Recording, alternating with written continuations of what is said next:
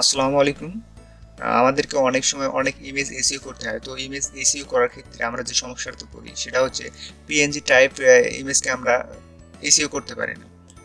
তো আজকের ভিডিওতে শিখবো আমরা পিএনজি টাইপ ইমেজকে কিভাবে জেপিজি তে কনভার্ট করতে হয়। তার জন্য আপনি যে কোনো ব্রাউজার যেতে পারেন। তো আমি যাচ্ছি গুগল ক্রোমে।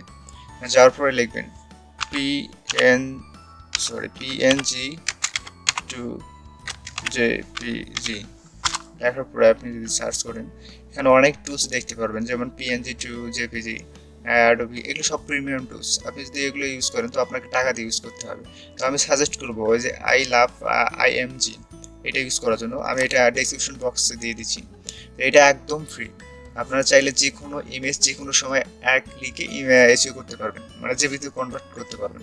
তারপরে তো এসিও করবেন। তো আমি আপনাদেরকে যদি প্র্যাকটিক্যালি দেখাই, এখানে সিলেক্ট ইমেজ লেখা আছে, এখানে ক্লিক করলেন। তারপরে যে এই ইমেজটাতে ক্লিক করবো আমি, এটা পিএনজি ইমেজ। তো করার পরে এটা আপলোড হয়ে গেছে। এই যে কনভার্ট টু জেপিজি একদম ডান পাশে নিচে, এখানে ক্লিক করার পরে ইমেজটা অটোমেটিকলি ডাউনলোড হয়ে যাবে। এই যে ডাউনলোড টু কনভার্ট, এই যে ডাউনলোড হয়ে গেছে। তো আমি যদি আপনাদেরকে দেখাই, এই তো এখানে ডেস্কটপে আসতে হবে। তারপরে এই যে পিকচার, প্রথমে আমি এটা দিছিলাম, এটা কোন টাইপে আছে তা দেখার জন্য ডান বাটনে ক্লিক করবেন, সিমোর অপশনে, তারপর প্রপার্টিজ আসলেন। আসার পরে এই ইমেজটা দেখেন পিএনজি মুডে আছে।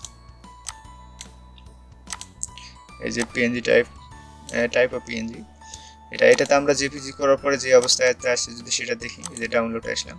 আসার পরে এই যে দেখেন, আবার ডান বাটনে ক্লিক করলাম, সিমোর অপশন, প্রপার্টিজ। এরপরে যে দেখুন এটা জেপিজিতে পরিণত হয়ে গেছে।